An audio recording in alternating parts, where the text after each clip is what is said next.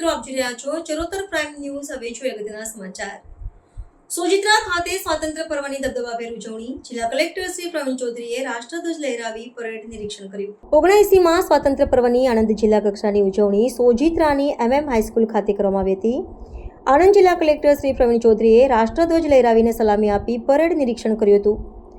આ પ્રસંગે જિલ્લાવાસીઓને ઉદ્બોધન કરતા જિલ્લા કલેક્ટર શ્રી પ્રવીણ ચૌધરીએ દેશની આઝાદી માટે પોતાનું સર્વસ્વ અર્પણ કરનારા મહાત્મા ગાંધીજી, સરદાર પટેલ, શ્યામજી કૃષ્ણ વર્મા, રવિશંકર મહારાજ જેવા મહાપુરુષો અને નામી અનામી શહીદોને યાદ કરી તેમને ભાવપૂર્ણ શ્રદ્ધાંજલિ અર્પણ કરી હતી.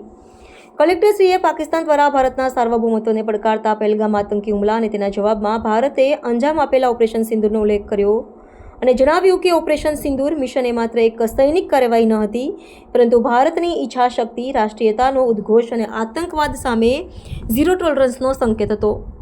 ઓપરેશન સિંદૂર બાદ સિવિલ ડિફેન્સ વોલેન્ટિયર્સ માટે વહીવટીતંત્રની અપીલ પર આણંદના નાગરિકો મોટી સંખ્યામાં આગળ આવ્યા હતા, જે દેશભક્તિનું જીવંત ઉદાહરણ છે.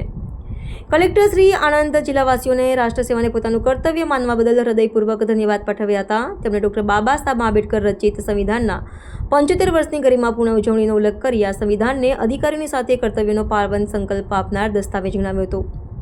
તેમણે સ્પષ્ટપણે જણાવ્યું હતું કે આજના યુગમાં દેશભક્તિ એટલે નૈતિકતા, કર્તવ્ય અને જવાબદારી છે.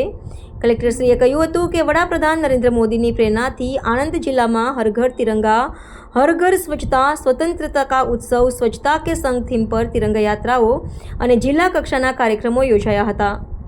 પર્યાવરણ સંરક્ષણ અને સ્વસ્થ જીવનશૈલી પર ભાર મૂકતા કલેક્ટરે પ્લાસ્ટિક પ્રદૂષણનો સૌથી મોટો સામૂહિક પડકાર ગણાવ્યો હતો.